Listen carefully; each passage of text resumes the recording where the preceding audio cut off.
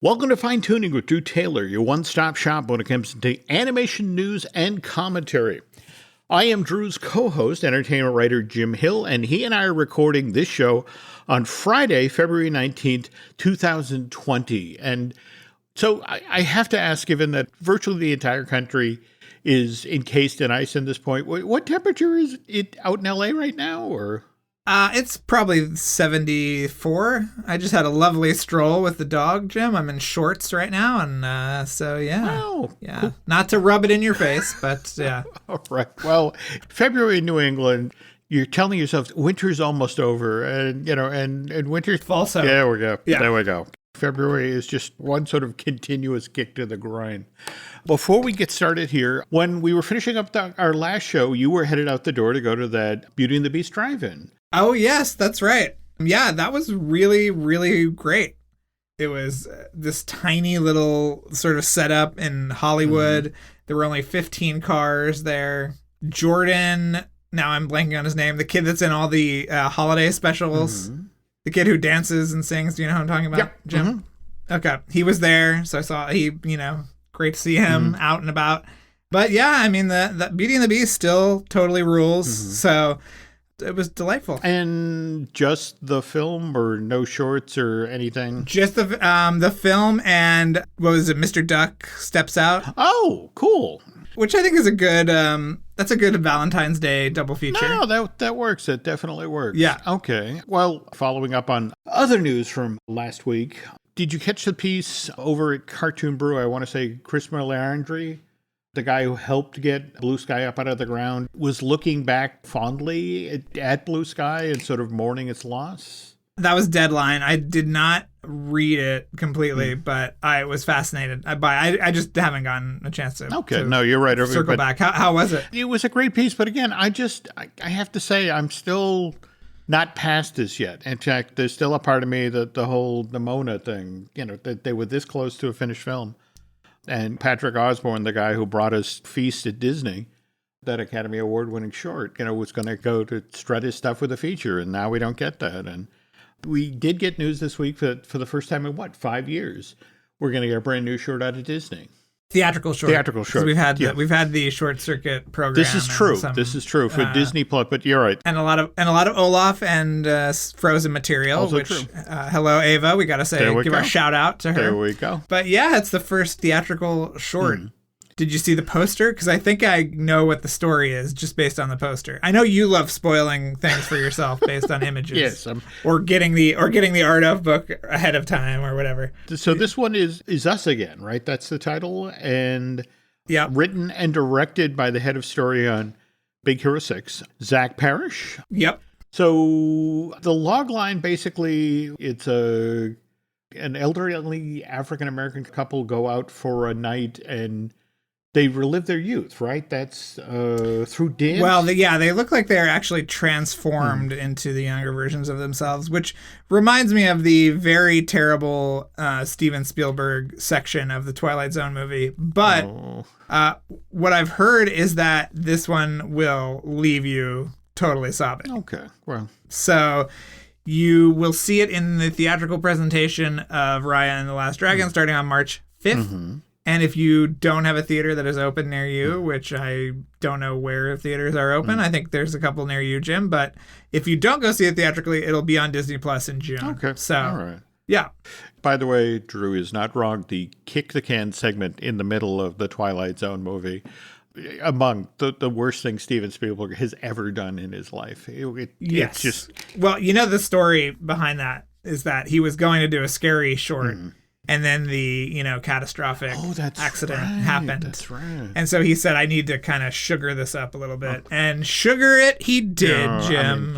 You can get diabetes. In fact, that's where I got it, I bet. Yeah, I think so. Okay, well, burying the needle in the completely anti-diabetes direction, what about the Cruella trailer? What did you think about that? I was very into the Cruella trailer. What did you think? It's a lot of bold choices. Yeah. What was interesting for me was to watch sort of the social media reaction, and it's like, oh, great, this is Disney going for Joker. And it's like, Oh, I hated that. I thought that was so stupid and so easy. Yeah. The only thing it shares with Joker is a loose time period, because this one is also set in the late 70s, early 80s, and the fact that it's an origin story. But I love the look of it. I think Craig Gillespie is awesome. He directed 3 really interesting movies for Disney: the Fright Night remake, which was part of their deal with DreamWorks, as well as $1 Million Arm and The Finest Hours. So he has a really interesting pedigree with the company, and he always shoots things really well.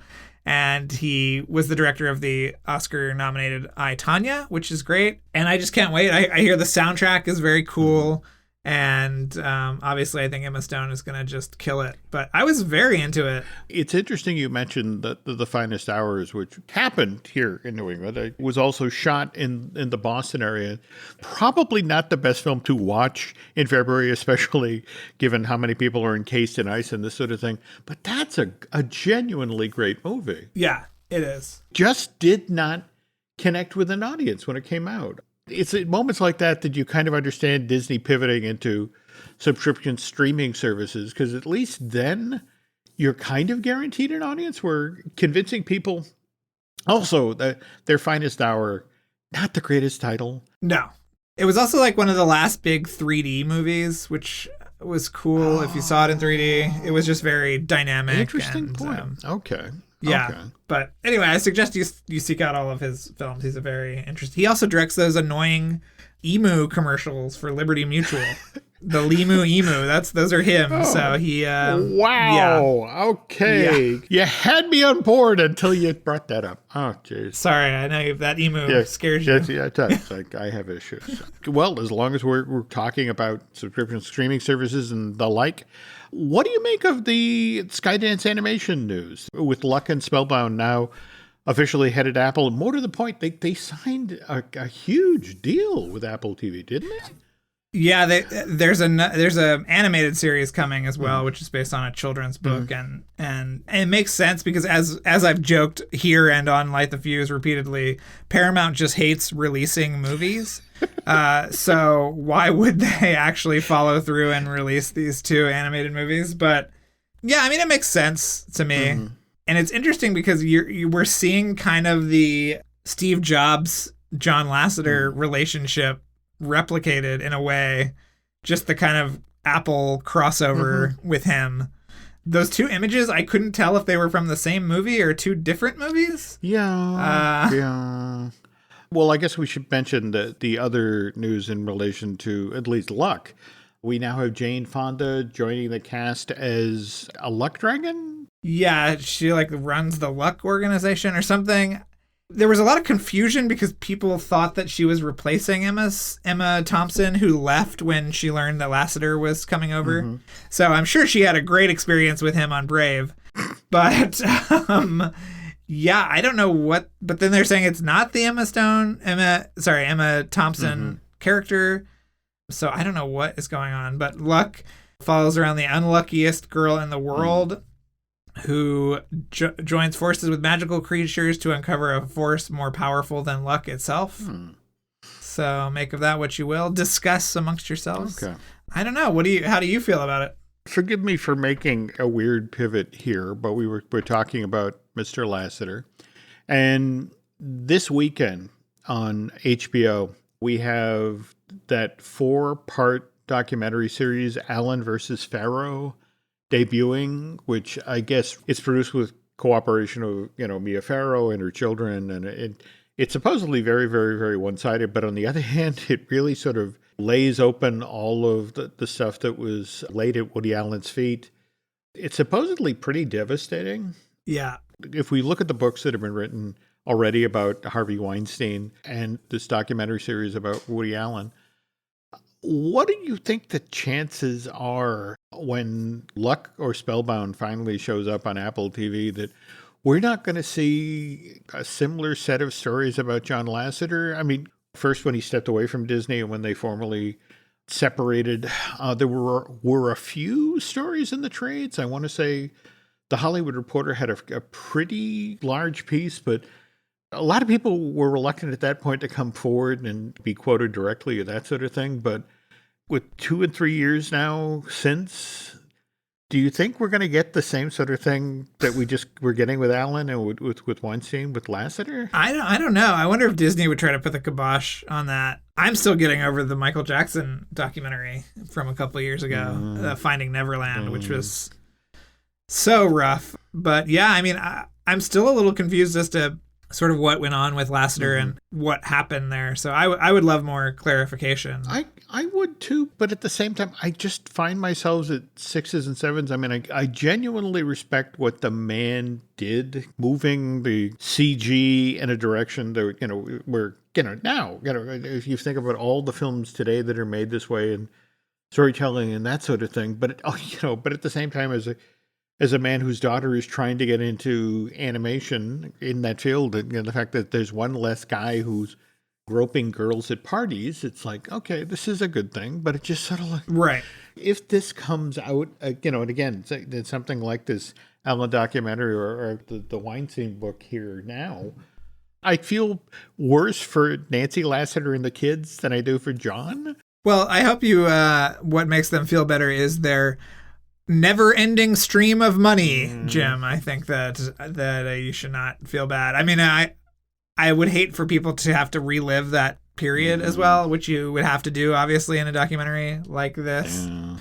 But yeah, it would be interesting to figure out what went down and how long it went on and how many other people that revelation could bring down in terms of when it was first noticed, who did nothing about it. Is this something that Iger knew about when he bought the company? I would really love to know that kind of stuff. Yeah, true. So, in other Pixar-related news, did you see the photos today coming out of Hong Kong where they've debuted the brand new Woody Walk-Around character? Yeah, he looks great. He does. But it's so funny because for years when they were working on the Toy Story characters, it was always about Buzz because the people who had to wear the Buzz outfit were winding up getting crippled by just the sheer weight of it, or the fact that with the backpack and everything. Oh yeah, that I guess the first version of it was 70 pounds, just the upper body piece, and the poor guys had come off stage, and it just sort of like, I can't do this anymore. I'm screwing up my back. So. But it's nice to see Woody's getting a little love there. Well, you're always good about spotting new walk-around characters. I remember you and I were at some press event, and you leaned over to me and you said, "That's the new Asian Mickey." Because it was the Mickey from, I don't know if it was Hong Kong or Shanghai. It's Shanghai, yes. Okay. He has sort of a more rounded face. He's a little bit more expressive. Generally cuter, I would say. Well, no, that's it exactly. Mickey. Buy more plush. Right. And speaking of shows that I guess people are hoping start pushing sales of plush, what do you make of this Gremlins prequel that they've already decided to renew for a second season? Well, what I think that whenever these animated shows are quote unquote renewed for a second season, I think that they just build more episodes into the initial production schedule, because you and I both know what hell it is to bring a animated show to life. I mean, the production schedules are just crazy, and they're, especially if they're 11-minute episodes. I'm not sure what Gremlins is, but the amount of overlap in between episodes is just really, really staggering. So I think they just ordered more episodes in that initial batch. So, but did you see the casting? It's like got this amazing cast. Absolutely. Is it now a new rule in Hollywood that you've got a show based on a hit franchise and Ming-Na Wen must be signed? She's unstoppable. Yeah, she's unstoppable. Well, no, don't get me wrong. I love her work, but it's like every time I turn around, oh, of course, there you are. Yes. And joining her is her Mulan co-star, BD Wong. Yes. And James Hong, who was also in James Hong is a legend, first of all. I'm just happy that guy's still working. Yeah. And Matthew Rhys from The Americans and Perry Mason. You know who we haven't seen on this list, though, Jim? Howie Mandel. The young lady who is actually now voicing Gizmo, proudly announced it on Twitter. But yeah, Howie's not back. Well, I guess America's Got Talent is keeping him very busy. Yeah, right. You don't think he can go into a booth for 30 minutes a day and go, I can do it. I can do it, Jim. Well, okay. Put me in, coach. If it doesn't pan out for the young woman on Twitter, we now have a fallback. Yes. That show's going to debut on HBO Max. And while we're talking about animation things for subscription streaming services, so, well, again, this isn't animated, the Addams Family. This is a live action. In fact, it's Wednesday? Is that the title? That's the name, yeah. It sort of follows her in school when she's a little bit older. But I thought it was worth bringing up for a couple of reasons. One is that Tim Burton started almost in TV doing that bizarre kung fu version of Hansel and Gretel for Disney, which was aired one time on Halloween night.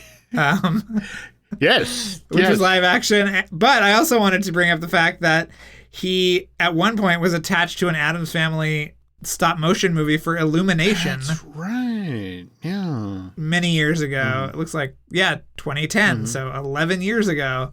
So it was going to be a stop motion 3D movie.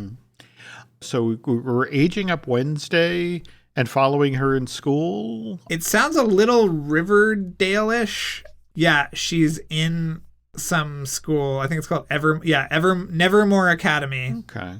And she is dealing with a local murder, monsters, supernatural things, and her family, obviously. But did you ever get to see the Addams Family musical that played on Broadway a few years ago? It was they had Nathan Lane as Gomez and BB Newith as Morticia.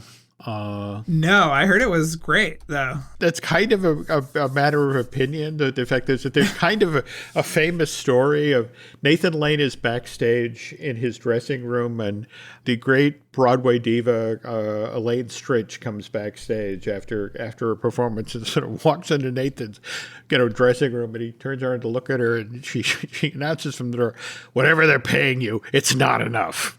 Because evidently he really had to work to sort of put that show over. I mean, it does have a couple of great numbers. If you head over to YouTube, there's a couple of them there. It only ran for a year, like a little over a year, a year and a half, but for 722 performances in that time. And again, as long as Lane was in the show, they sold out. It's one of the only shows that when they went to tour it, they actually went back in and rewrote a lot of the book and restaged a lot of the show before they then put the show out on tour. So that tells you a lot about what Nathan was doing to sort of put it over the top. You're talking to someone whose last live theater experience was the touring company of Escape from Margaritaville, which I saw on February 28th, 2020, and left during the intermission. Oh. So, yeah. I'll never know if that volcano exploded, Jim. That's all I'll say. Wow. All right. I know Jimmy will not be happy to hear about this. That's all right. He's got some cheeseburgers in paradise, Jim. All right. And as long as we're talking about unlikely show business things, what do you make of this animated merman comedy that Fox has got in the works? It's very interesting how Fox is really doubling down on its animated programming. It sounds pretty interesting to me. It's coming from veterans of the Righteous Gemstones, and I Think You Should Leave, and I don't know, it sounds pretty interesting. It's about a mermaid prince who juggles life between the ocean, the only home he's ever known, and his new life on land with his human mother in the breathtaking metropolis of Tampa, Florida. Oh no. So oh. That sounds pretty funny. That does. You know. That does. Yeah. Okay. All right. Suddenly I'm on board. Yeah. Right up until Tampa, Florida, I was hesitant, but Tampa. Yes. Okay. Now. Yes. So we have that coming, and just this week we got news that we've got kind of on the heels of last year's pandemic special from South Park, which I was just startled. Did you see the ratings for this thing? It was their No. All right, their pandemic special, which ran back in September 30th of last year, was the highest rated episode for the show in 7 years, with 4.4 million people tuning in that night. Did you actually get to see this where they revealed? No, I've sort of been off the South Park train for the last few years. So Okay, well, you'll just have to recap it. You know their take on Mickey Mouse, sort of the brutal corporate keeping everybody in line.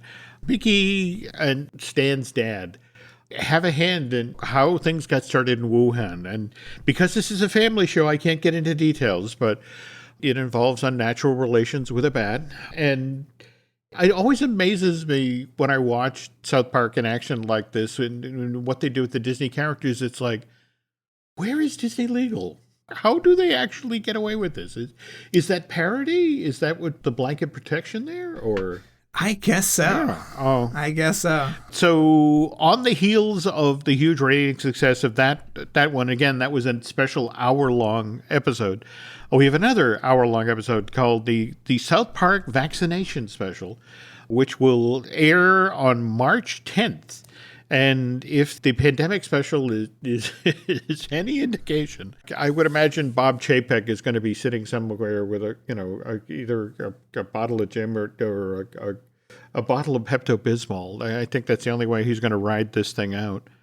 And while we're talking about people who are going to think animation that's going to upset people, later in March, just 5 days after the South Park vaccination episode airs, we're going to get our final DuckTales, which, again, they've made it kind of an interesting choice to go out really with a bang. That I guess the final 3 episodes they've decided to air as one 90-minute long special. Have I got that right? Yeah, they did the same thing, I think, with the Gravity Falls finale when that was all done. Do you remember the Battle for Weird Mageddon or whatever? Yeah. Yeah. So taking a page out of that book. Yeah.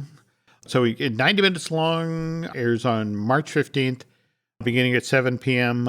And I don't know if you've seen what like Matt Youngberg or Francisco Aguilon they've been tweeting out. It's kind of interesting. These guys still seem to be sort of angling for the show to be revived or saved or something. I mean, it's just sort of, suggesting, it's right there. It could be picked up for a 4th season. Yeah, that doesn't seem likely. No, it doesn't. So, I mean, they've got an amazing guest cast. It sounds like everybody's sort of coming back for the last batch, but did you see that Adam Pally is also a voice? He's from Happy Endings. Yeah. And I think he's Baloo is my guess. Yeah. Okay. All right. Yeah. That I want to... people hate it when I drop DuckTales news, Jim, so I'll just, I'll just leave that there. Okay. So still making friends. All right. Yeah. Just to remind folks, this final set of episodes begins airing on February 22nd. And I guess we'll get a new one every Monday right up until the Big Bang finale. I thought there were 9 left, but it only is 6 really. If we're counting the last one as 3. Yeah, I think that's how they've chose to burn them off. But Ugh. That brings us up to date. And when we get back from a quick commercial break here, Drew and I will share an interview that we did with Tim Story, the director of the new Tom and Jerry movie. This podcast is brought to you by Carvana. Carvana lets you buy your next car on your terms. Explore a massive inventory online, filter for what matters, and find your perfect match. Then choose delivery to your home or pick it up at one of Carvana's iconic car vending machines. Every car also comes with a 7-day money-back guarantee, so you can make sure it's the right fit. Buy your car on Carvana. Delivery or pickup fees may apply. Limitations and exclusions may apply. See our 7-day return policy at Carvana.com. Carvana. This episode is brought to you by LinkedIn. Healthcare professionals can lead their careers with LinkedIn. Discover jobs by specialty, preferred shifts, and even desired salary. From mental health therapists to radiology technicians, it's now faster and easier for healthcare professionals to find the right fit. Learn more at linkedin.com/healthcare. Side effects may include faster job placement, improved work-life balance, and increased career satisfaction. Before we get started, we should let people know that the Tom and Jerry film debuts this coming Friday, February 26th. Yeah, it'll be this Friday when people listen to this, for sure. Okay. February 26th. Okay. And you and I got the chance to see the film out ahead of talking with Tim. This month is the 81st anniversary of the first Tom and Jerry film, Puss Gets the Boot, being released to theaters. MGM put it out on February 10th, 1940. And it fascinates me that these really, really, really violent cartoons, in fact, they were what they really considered the springboard for Itchy and Scratchy on The Simpsons. Yeah. And the movie, let me tell you, is really violent too. So you will get everything. But violent in a cartoon slapstick kind of way? We want to stress that. Do you want to run down the cast or... Yeah, sure. Chloe Grace Moretz is the lead. We've got Michael Pena in there from Ant-Man, Colin Jost, Rob Delaney, Kim Jong. Just do a little bit more history on Tom and Jerry. What's fascinating to me is, again, these ridiculously violent cartoons were also hugely popular. In fact, from the late 40s into the 50s, they won 7 Academy Awards for Best Animated Short. Oh. I had no idea, actually. Yeah, they actually, Disney's Silly Symphony series had been the record holder up until that point. And Tom and Jerry, just as, sort of theatrical cartoons died, they nailed the 7th one. So it's literally Tom and Jerry and Silly Symphonies are the most winning animation series. And then there was this weird period where Chuck Jones animated a bunch of took over the characters at MGM.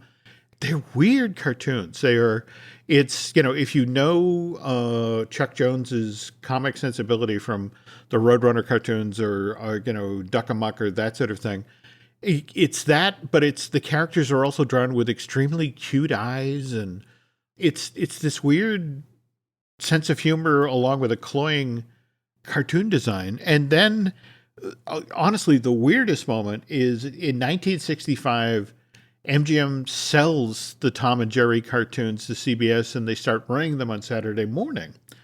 But what happens is CBS is going through the catalog. They're looking at wow, these are really violent. And they're also kind of racist. There was a character, Mammy Two Shoes, that you only saw from the knees down. Yeah, I think we talked about her on a previous episode. We did. And what's kind of interesting is that one of the last things that Chuck Jones did with Tom and Jerry is his company reanimated all of the scenes involving Mammy Two Shoes.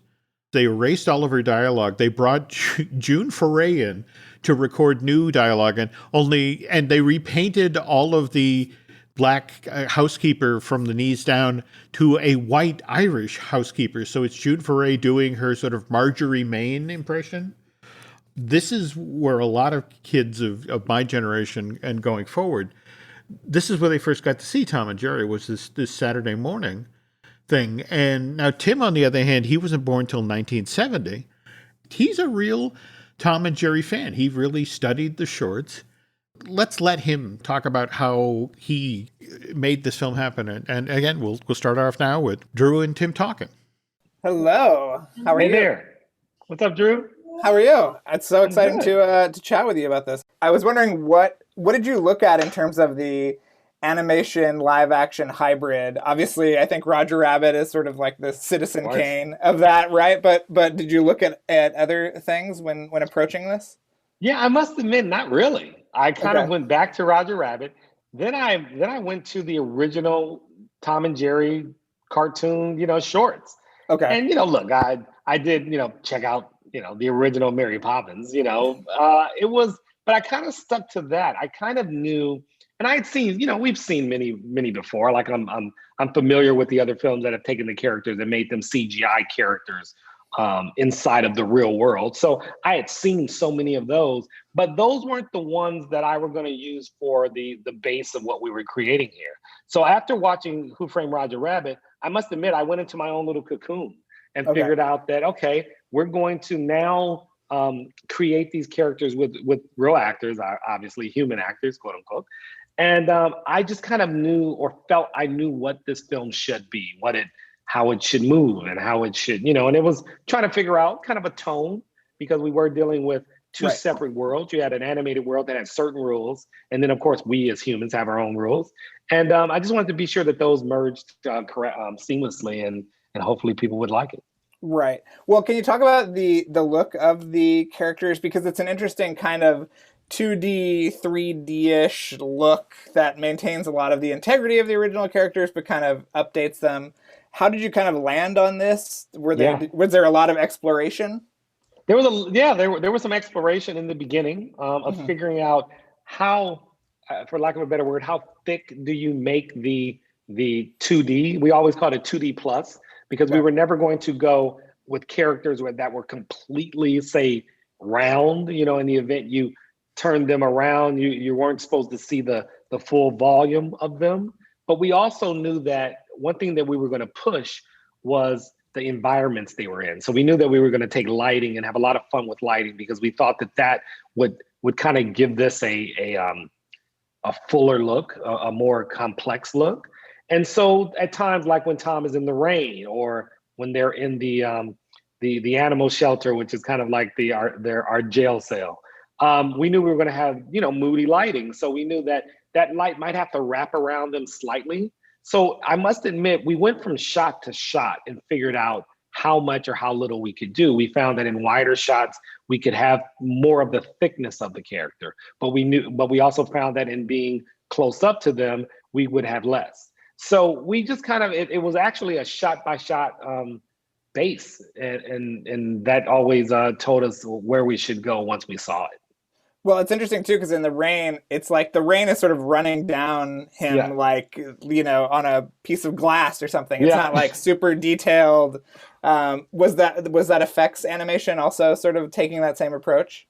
Yeah, Fraser Churchill, who was my visual effects supervisor, he had a lot of ideas on how to show this, and we saw many early tests. And sometimes we would pull back on how real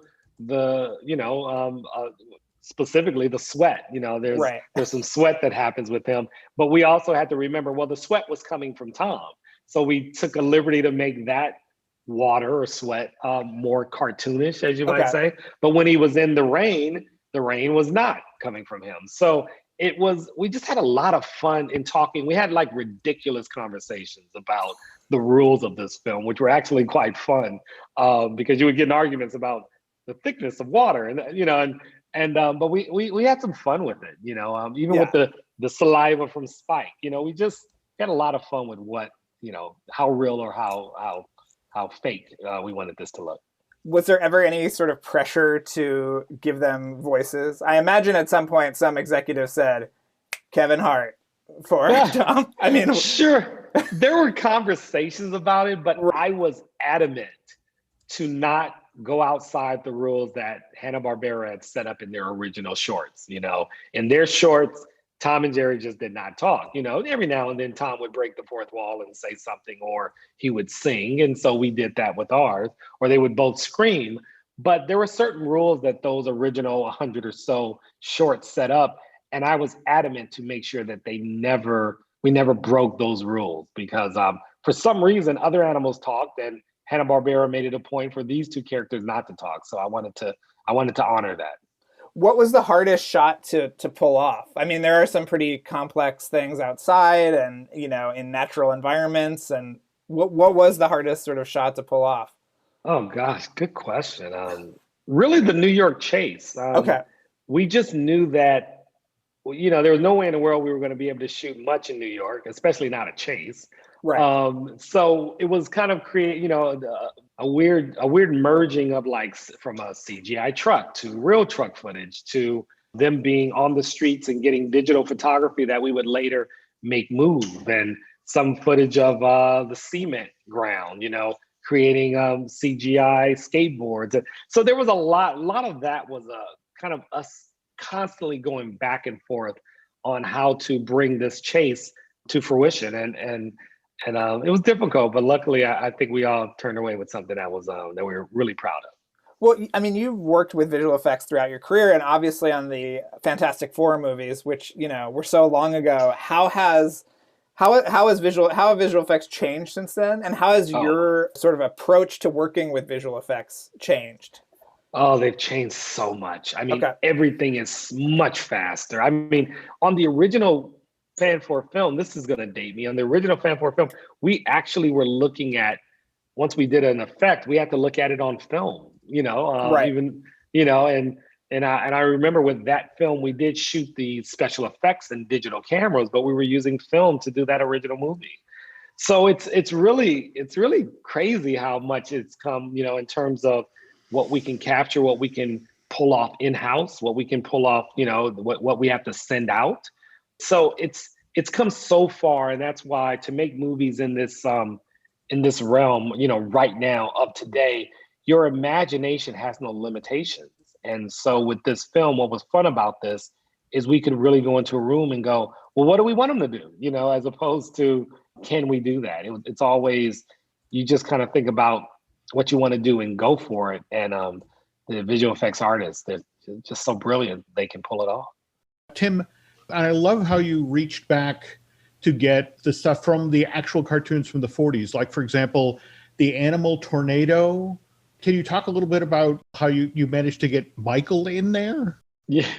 Well, what was fun about this is Michael is such a physical actor in the sense that everything from him being pulled by Spike, when he's on the street being pulled by Spike, we actually at times just gave him a little leash thing about that big, and he would do all the sliding and all of that stuff like that. So when it came to the animal tornado and getting him inside of it, you wouldn't believe how ridiculous it looked when we were shooting it, which was we had blue screen all around him and pads, and he would just throw himself around and say the words. And that's Michael. Like, he would, stuff that sometimes we had rigs prepared, and Michael would just go, well, don't you just want me to do this and yell that at this point? Well, I'll just do it, and you just kind of, there's a moment, I don't know if you catch it, where he's from the bar, he's pulled and he goes down and then he jumps back up, and that's all Michael Pena. So we had a lot of fun coming up with the ideas and then figure out whether Michael actually needed help pulling it off.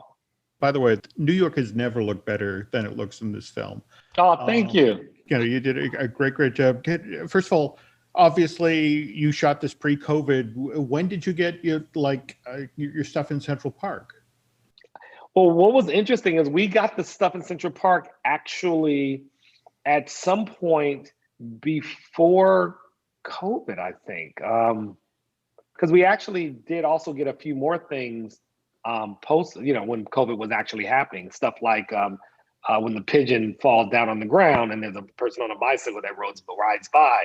There's a few things that we actually went out there and believe it or not, we had to actually remove masks. We had to actually go in and digitally remove masks from some of the people walking and talking. But that particular park shot, I think we actually were able to get, as I like to say, BC before COVID. And then there were other things that we got, but we had, when Tom stops in front of Madison Square Garden, we had to erase a bunch of masks or either turn them flesh color so you didn't see them. So it's really interesting. Wow. Well, can you talk about working with the actors and what that was like? I mean, there's a lot of great line of sight and, everybody seems very much in the same space. Did that sort of take a lot of, rehearsals, or what was that process like? Well, interestingly enough, something that I had never worked with is puppets. We actually had a puppeteer on set to do Tom's stuff, as well as a guy that was being actually acted like a dog, knee pads and a padding on his hands, and actually barked and ran around like Spike, so that the actors actually had eye line as well as action, so that there was always something being tugged, if whether it was Colin or whether it was Michael who was holding Spike, they had something that moved their body when they would, when they would tug. So we tried every method, even to the point where with the puppet for Tom, since Tom didn't speak, it actually worked out perfect. And then some of the actors would sometime want to do the first couple of takes with the puppet because it gave them so much to work against. So we tried every, method we could to make sure the actors had all the tools that they needed to give us a great performance. Was it hard for some of them? I mean, did it take some coaxing? It took a little. Luckily, like Michael had done a lot of visual effects work, especially when he was in the Ant-Man movies. And then you had Chloe, and Chloe had a fun perspective on it. She said, I was a child actor, so many times the actors would leave her alone to do her side of it. So she said, I got really good at acting by myself. So She when she said that, I went, "Oh my gosh, she's so brilliant in that." So we found many ways, and they as well found many ways to make it not so difficult.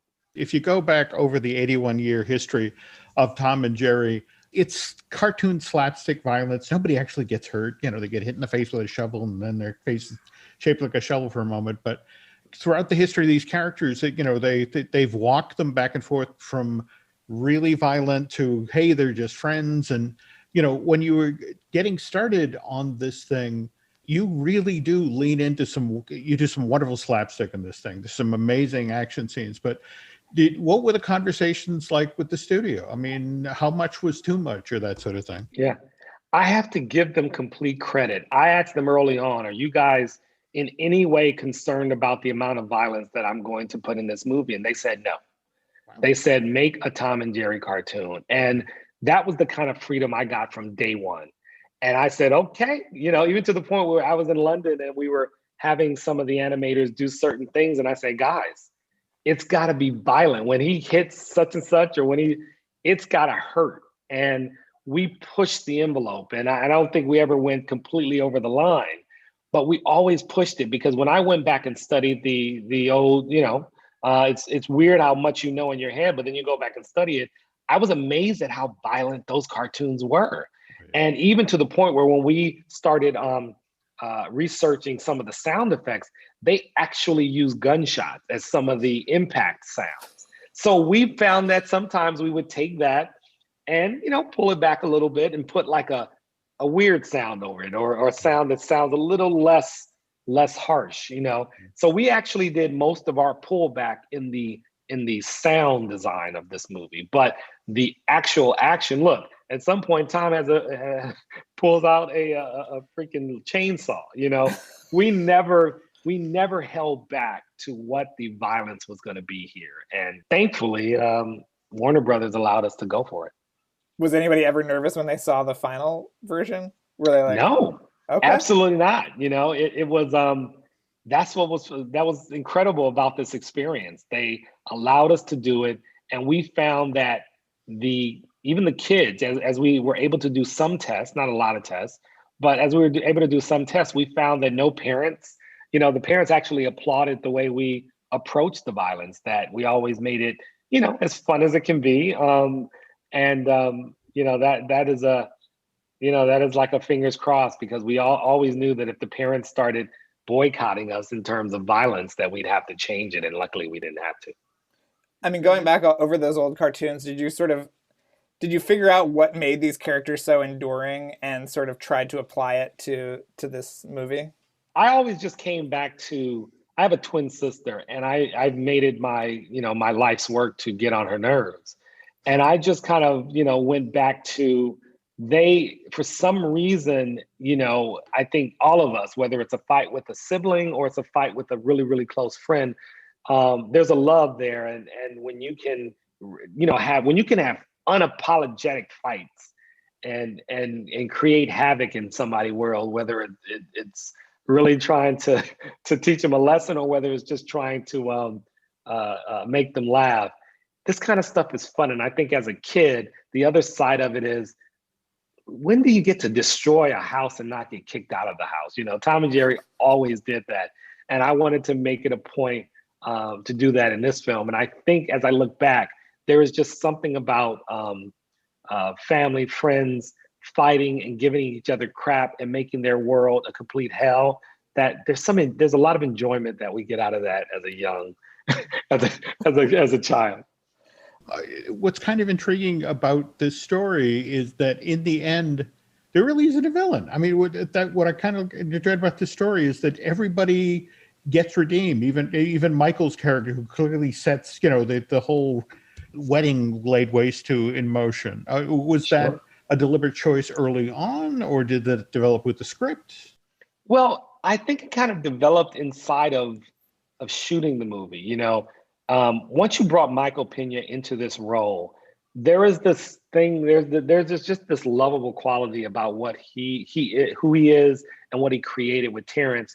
And as I've always done, and I think any villain, what makes a villain really great is that when you finally take a look at their side of it, they're not they're not wrong, like, or their plan was well thought out, or whatever you want to call it. You kind of understand their belief system, and that's what happened with Michael. And I think as we shot that idea at the end of the character, I forget her, Perry Bottom. I forget my character's name, but as she comes back and there's that little, moment of knowing that Michael's gonna be, he kind of quote unquote became a good guy.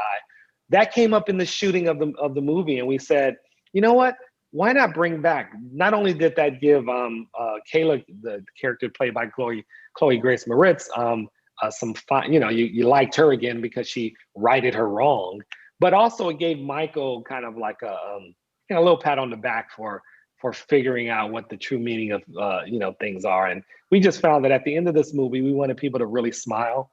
And although you can also smile when the villain gets his comeuppance, he never did anything that terrible. And in the sense of Kayla, she was the one that lied first, so, and we just wanted to be sure that the family at the end of this, meaning the actors, the characters, everybody kind of found some good ending. If you could tackle another Hanna-Barbera character or, series or something, who would it be?